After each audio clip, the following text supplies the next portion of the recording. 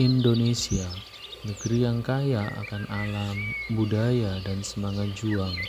Di antara gugusan pulau-pulau indah itu, Raja Ampat berdiri sebagai surga dunia yang tak tergantikan. Tapi, bahkan surga pun tak luput dari tarik-menarik kepentingan. Pemberitaan tentang tambang nikel di Raja Ampat kembali mencuat. Namun anehnya, berita yang kita temui seringkali berbeda. Ada yang berkata ini peluang emas bagi ekonomi lokal. Ada pula yang menggambarkannya sebagai ancaman serius bagi lingkungan. Lalu kita pun bertanya, mana yang benar dan siapa yang harus kita percaya? Kita mungkin merasa kecil di tengah arus besar kepentingan media dan politik. Tapi jangan salah, satu suara yang jujur bisa menggugah ribuan lainnya. Satu tindakan sadar bisa mengubah arah cerita. Media punya kekuatan besar, tapi kekuatan itu juga datang dengan tanggung jawab.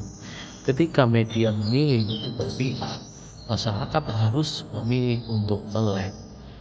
Karena kebenaran bukan milik siapa yang paling keras berbicara, tapi siapa yang jujur melihat kenyataan. Ingatlah bahwa perubahan besar tak selalu dimulai dari panggung politik atau ruang redaksi.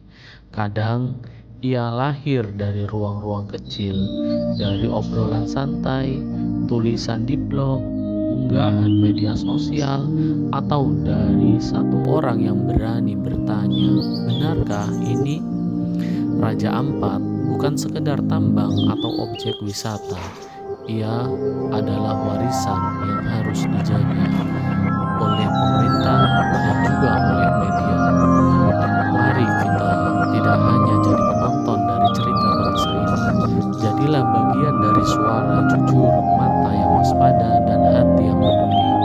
Karena dari satu orang yang sadar, satu komunitas yang bisa bergerak, dan ketika satu komunitas bergerak, perubahan itu jadi mungkin. Indonesia butuh lebih banyak orang yang berpikir dan bertindak, bukan untuk melawan satu sama lain, tetapi untuk menjaga agar kebenaran tak pernah kehilangan tempatnya. Karena media bisa berbeda pandangan, tapi nurani kita tak boleh diam.